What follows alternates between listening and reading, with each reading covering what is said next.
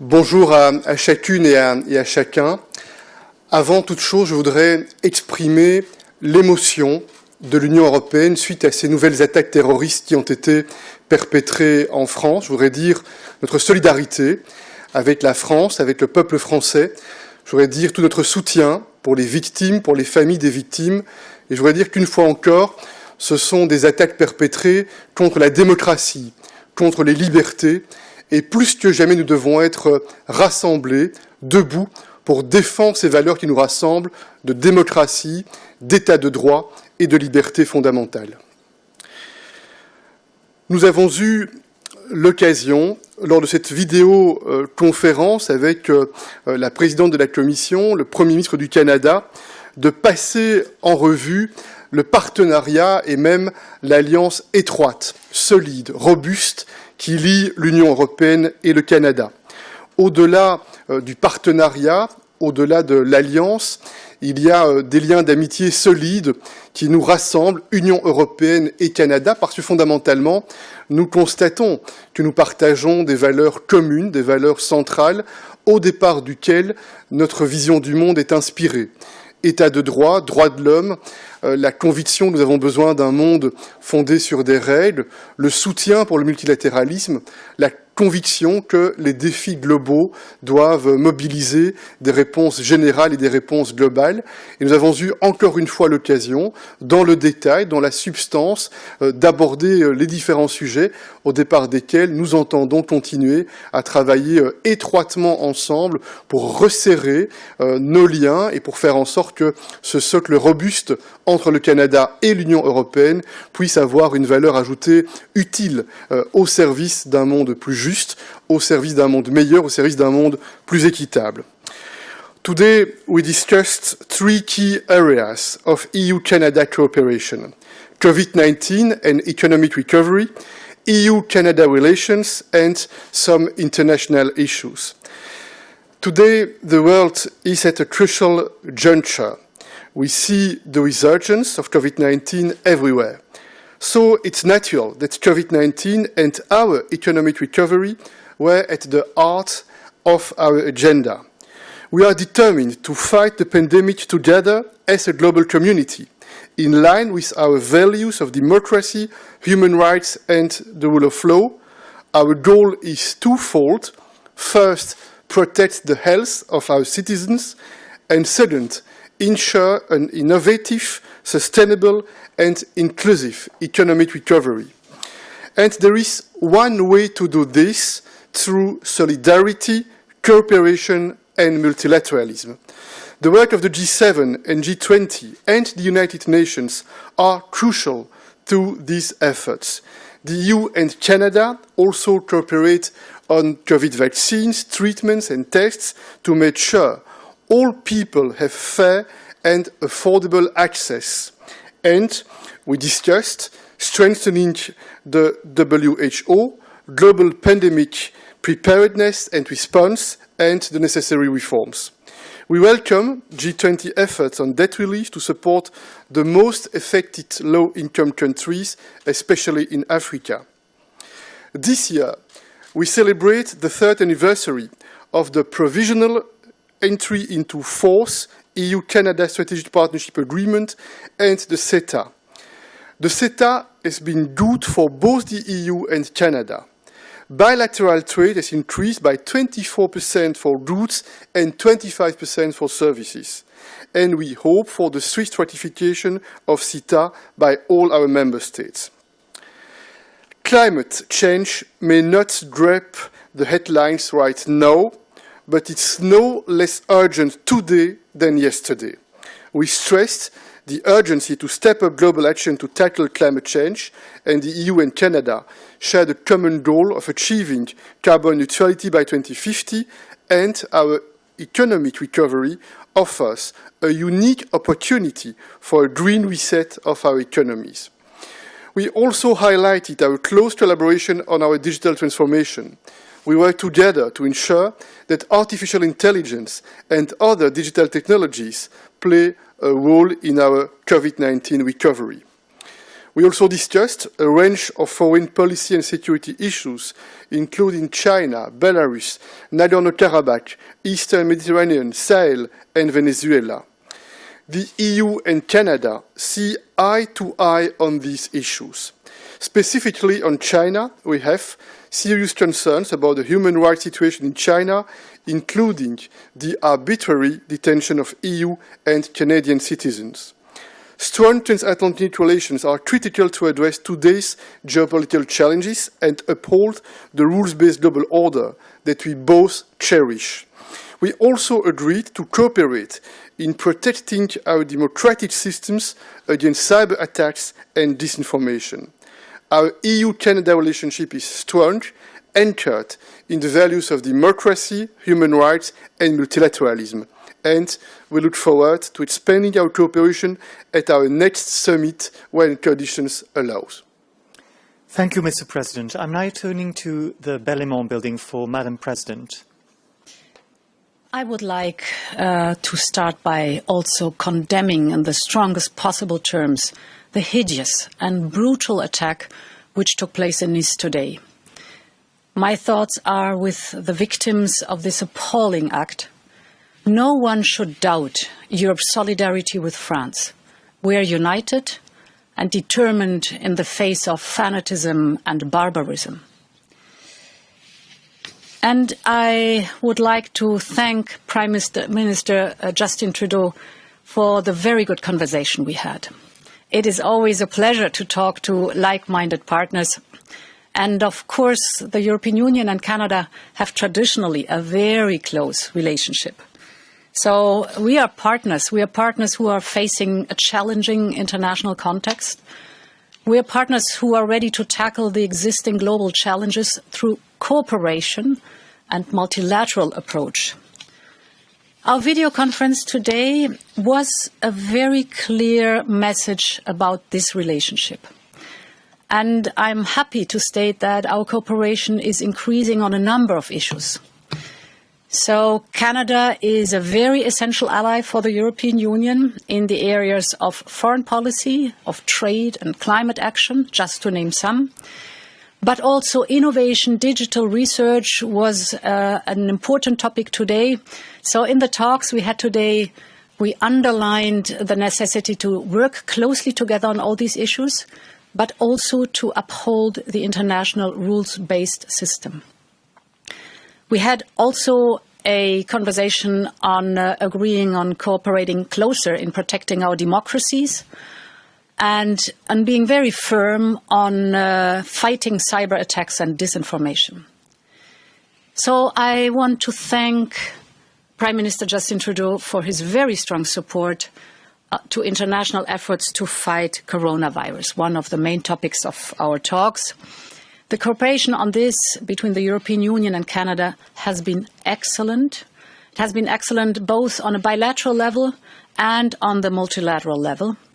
So Canada has been participating from the very beginning, from day one on, in the pledging events.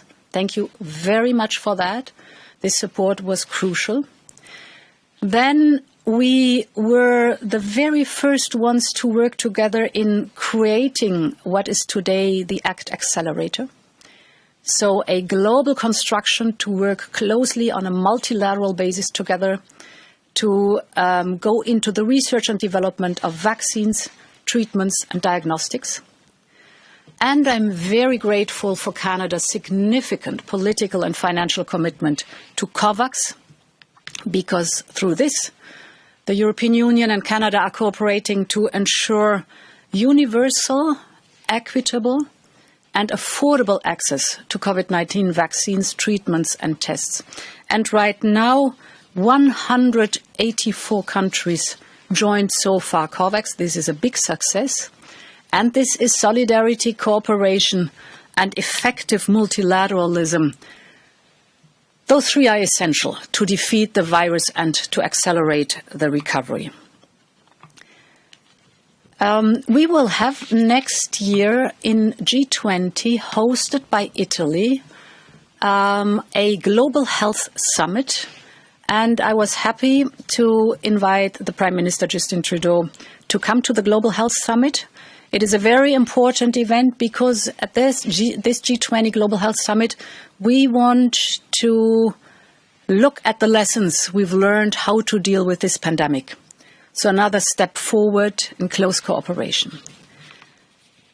In this context, we stress that with Next Generation EU, the Recovery Fund of the European Union, and the European Green Deal, the Europeans, we want to be a driver in another transition, a transition that is crucial for our planet and crucial for our societies.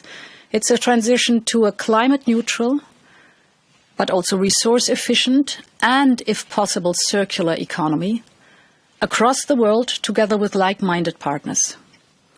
And we are very encouraged by Canada's announcements related to climate change. So we count on Canada, and we know that we can rely on Canada, to work closely together with us on the climate agenda. In particular, we discussed that the circular economy, the resource efficiency, and, for example, renewable energy, including hydrogen, energies of the future.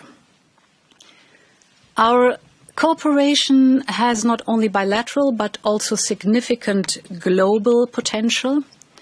So likewise, we discussed the digital agenda. It is good to see that our dialogue is entering a new phase by advancing research, in particular on quantum technologies and artificial intelligence, so both fields where a close cooperation is needed. And finally, just a month ago, we marked the third year of the provisional application of CETA. Indeed, this agreement is good for both. It's a win-win situation for both the European Union and Canada. The statistics prove it. The President of the Council just named the figures. So it is good for us. And it brought a trade increase between the European Union and Canada. And we are determined to continue the implementation of CETA as an important tool in strengthening the economy, but also the post-COVID economic recovery on both sides. This is a strong bridge between Canada and the European Union. So we agreed to task our respective trade minister to explore further avenues to increase the benefits of this agreement for both sides. So there are many tasks ahead of us. In this regard, I'm very happy to announce that the European Union is taking the steps to fully implement the conformity assessment protocol. We have been waiting for that. It was on our side to act. So this is a win-win situation for both sides. It will cut red tape, and it will therefore also cut costs and delays for Canadian and European companies. So we can now ensure swift progress. It is good to know that in dealing with Canada, we can rely on a very good partner. It is for us a very important relationship. Thank you very much for the summit today. And I give back the floor to the other side of the street. Thank you, Madam President. And we're now turning to Ottawa for Prime Minister Trudeau. Prime Minister, you have the floor. Merci. Bonjour à tous. Avant de commencer, je veux aussi offrir mes condoléances aux proches des victimes de ce terrible attentat terroriste dans une église à Nice. Il n'y a aucune place pour la violence ou l'intolérance dans nos sociétés. Le Canada est solidaire de la France et de son peuple face à ces actes injustifiables. On est là pour nos amis français. Lors du dernier sommet entre le Canada et l'Union européenne à Montréal l'année passée, jamais on n'aurait pu imaginer le monde dans lequel on vit aujourd'hui. Par contre, ce qu'on savait déjà, c'est que le Canada peut compter sur l'appui et l'engagement de l'Union européenne. Aujourd'hui, le président Michel, la présidente von der Leyen et moi avons abordé divers sujets, notamment notre réponse à la COVID-19, la lutte contre les changements climatiques et notre engagement à défendre nos valeurs communes et à créer des emplois. Commençons d'abord par notre réponse à la pandémie. With COVID-19 cases rising in Canada and around the world, job one is keeping people safe. Canada and the European Union have already committed to the COVAX initiative for global access to vaccines.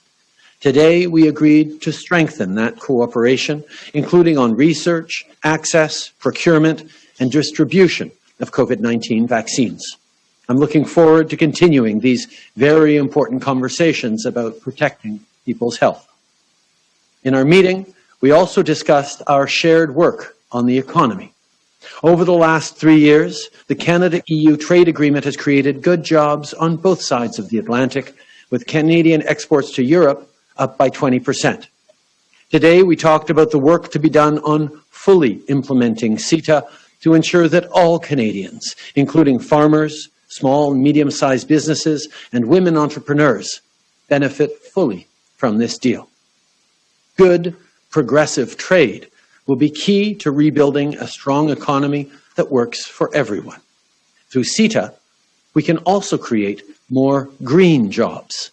In fact, Canada will host the CETA Clean Tech Summit, driving our work together to build competitive growth as we fight climate change. We also had a discussion on energy and natural resources, with a particular focus both on investments in hydrogen and on Canada's mining sector as a reliable source of minerals critical to a cleaner tech future. Lastly, President Michel, President von der Leyen, and I discussed the defense of shared values like democracy, human rights, and the rule of law. Now, more than ever, we must push back against authoritarianism and isolationism while securing democratic norms. We agreed to work together to protect our democratic systems against cyber threats and disinformation while addressing the arbitrary detention of our citizens. On that note, I want to thank President Michel and President von der Leyen for their continued and vocal support for the release of Michael Kovrig and Michael Spavor. Tout comme nos partenaires sont là pour nous, le Canada aussi se tient aux côtés de ses amis et alliés européens, y compris par l'intermédiaire de l'OTAN. Malgré la montée des tensions dans le monde, nous pousserons toujours pour un dialogue pacifique et constructif. Le Canada travaillera avec ses alliés pour promouvoir la diversité et les droits de la personne, tout en luttant contre la haine, la violence et le racisme systémique. Cela comprend la défense des droits démocratiques en Chine, à Hong Kong, au Bélarus et au Venezuela, ainsi que notre travail commun pour résoudre le conflit du Haut-Karabakh. Ensemble, nous continuerons de bâtir un avenir plus sûr et plus équitable pour tous. Merci. Merci, Monsieur le Premier ministre. We're going to turn to the Q&A session now, and may I kindly ask you to switch on your cameras and point out to whom you want to address your question to. We'll first take a couple of questions here from the EU-accredited journalists. I have Nick Guttridge as the first one to ask a question. Nick, you have the floor. Hi, Aaron. Thanks very much. Hi, everyone. To the presidents of the Commission and the Council, if I please, unsurprisingly on the UK aspect, did you discuss sort of future relations with the UK today? And obviously, this is very important in terms of relations with Canada as well. And so the presidents, with time running so short in the Brexit talks, do you intend to sort of get personally involved next week and to speak to Prime Minister Johnson? And just quickly to Prime Minister Trudeau, if I may, do you think that a continuity trade agreement with the UK, what we call a rollover, is going to be agreed in time for the end of the year? Thank you. As you know, we fully trust our negotiator, Michel Barnier. The negotiations are ongoing at the moment, and we follow closely with the point of the Commission the developments, and we'll have the occasion probably next week to assess what's the situation. You know what's the European position. We are united. We are working in order to make a deal possible with the UK, but at the same time there are some very difficult topics which are very important for the European side, the level playing field, governance, and also the fisheries. But we trust Michel Barnier, and we will see in the next days what are, we hope, the positive developments. Madam President. Indeed, the chief negotiator, Michel Barnier, does a fantastic job. We are in very close contact on an hourly basis because the negotiations now have been intensified since 1 week ongoing. We are in a critical phase now, and it's boiling down indeed to the two topics that are the most important. That is the level playing field on one side and the fisheries on the other side. But I want to remind that there are 11 other fields of files that have to be negotiated till the very end. We're making good progress, but the two critical issues, level playing field and the fisheries, there we would like to see more progress. We are now in depth in detailing out how could we construct a system that is fair for both sides for a level playing field, which is conditio sine qua non to have for the UK access to the single market that is quota-free and tariff-free. So the one goes hand in hand with the other. Here, the question of how do we construct the system on both sides of the channel with a dispute mechanism and with clear rules on both sides. This is crucial. This will be in the next day the field to work deep into. And turning to Ottawa for the Prime Minister to add a few lines, maybe. Thank you very much. Nick, you probably know that Canada is extremely pleased to be the only G7 country that has a free trade deal with every other G7 country, and we would certainly like to keep that. There have been many discussions over the past years between myself and Prime Minister Johnson and his predecessor on that seamless transition, on a rollover of the CETA between Canada and the European Union to be the basis for a Canada-UK free trade agreement that would allow certainty for Canadian and British companies going into the future. I think you've heard that there are significant complexities that the UK, is grappling with in terms of negotiating the post-Brexit agreement with the European Union. I can highlight that it's fairly straightforward with Canada, and we are certainly very optimistic in the ability to see things roll over smoothly. The UK is engaged in many different negotiations right now, but Canada is certainly there to ensure this certainty that can be given to British companies, at least with Canada, as other things are worked out in a more complex way. Thank you. Turning to David Carretta. David. Yes, thank you very much. David Carretta, Radio Radicale, Italian radio. It's a question for both presidents and the Prime Minister. In 5 days' time, a country which is or was a partner of the EU and Canada will vote after 4 years of difficult relationship. Would you like to see a change? And do you think that a change would be possible with the actual president? Thank you. In any case, we will show respect for the choice which will be made by the American voters. And you know that for Europe, the United States is an important ally. And indeed, we want in the future, we want to work very hard in order to develop a strong partnership, a strong alliance.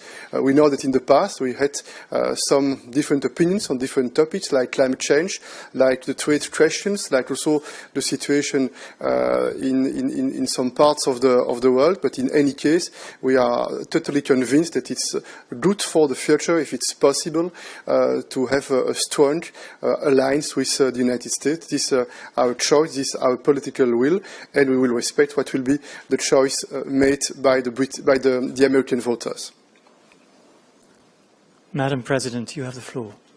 Yes, thank you. There is a good tradition not to comment before national elections, and this shows indeed the respect for the American voters to decide, and of course the respect for the result that is there. The United States are a very important partner for the European Union. We are allies. We share the same values. We have a long common history of very good, excellent cooperation. Indeed, there are issues where we are discussing the differences that we have in specific fields. For the next term in the United States, in the relation between the European Union and the United States, we are looking forward to more engagement on the multilateral scene for the rules-based multilateral system.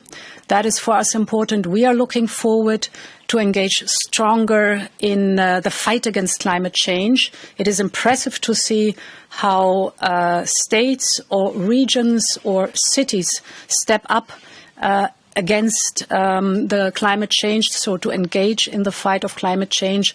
There we would like to have a closer cooperation, but also the development of the digital world is a common subject between us, and of course to stand strong together to defend our values.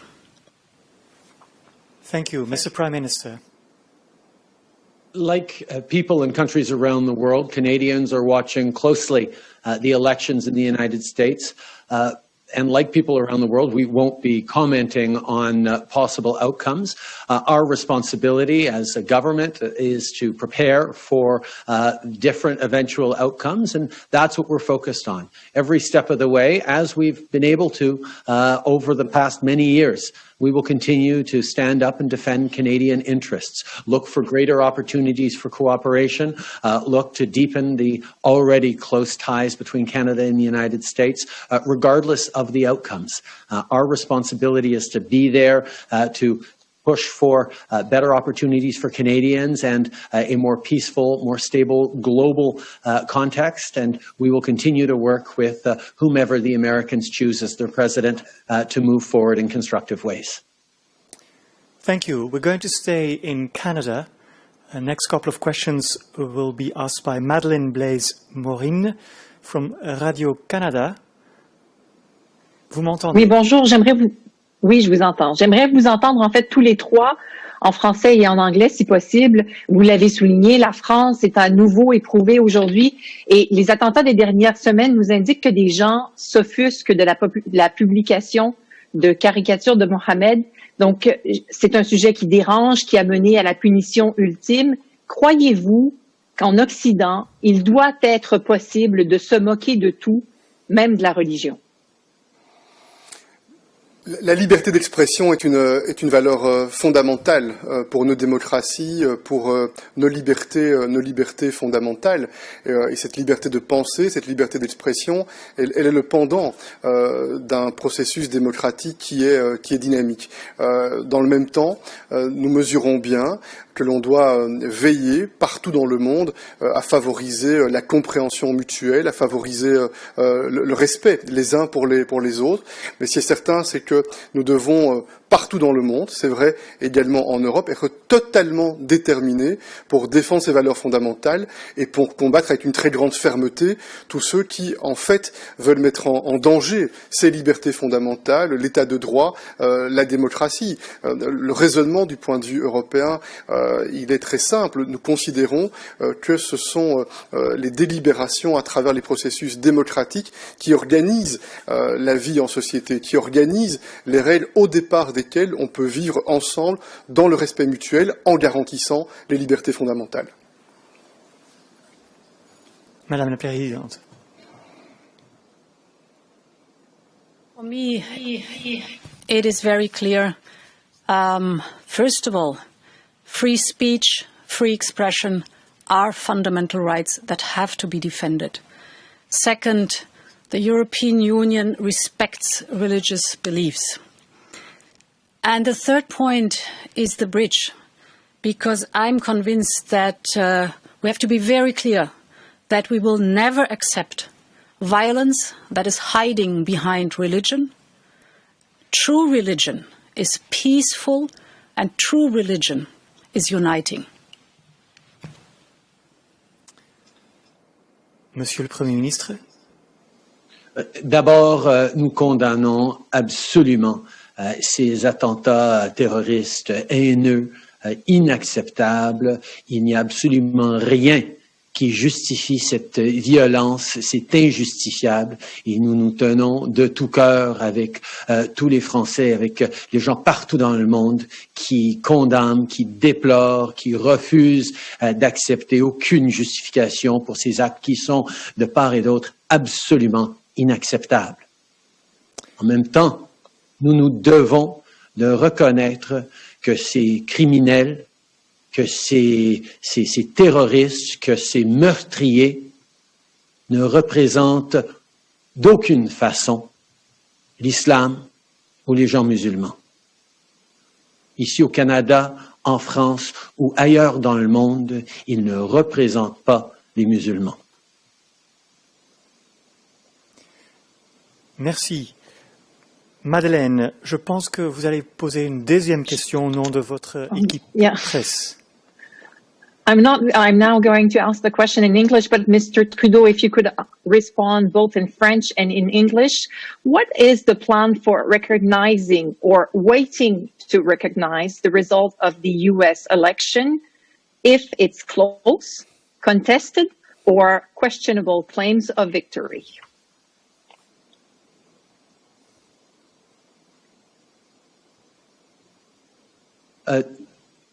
First of all, let me say, the terrorist attacks in France are absolutely unacceptable. They were heinous criminal acts, unjustifiable by any circumstances, and an affront to all of our values. We stand with everyone around the world in condemning this unacceptable violence. The criminals, the terrorists, the cold-blooded murderers who perpetrated these attacks do not represent Islam. They do not get to define Muslims in Canada, in France, or anywhere around the world. Nous allons regarder la situation s'écouler aux États-Unis comme ça s'est écoulé à tous les 4 ans depuis très très longtemps. Nous avons confiance dans la démocratie américaine de bien gérer leur processus. On a déjà eu des situations, notamment en 2000, où ça a pris quelques semaines avant de pouvoir déclarer un résultat final. Nous allons continuer de suivre les protocoles mis en place depuis très très longtemps pour respecter le choix démocratique et le processus démocratique qui se déroulera aux États-Unis. We will, of course, be watching Election Day unfold in the United States with confidence in American democracy and their democratic traditions that have managed this event every 4 years for a very, very long time successfully. There have been situations in 2000, for example, where it was a matter of weeks before arriving at a final outcome. And as we did then, we will follow along carefully without interfering or intervening in well-established processes internal to the United States' democracy. Thank you, Mr. Prime Minister. This concludes our press conference. Thank you to all for joining us. Check our websites for the joint press release and see you soon.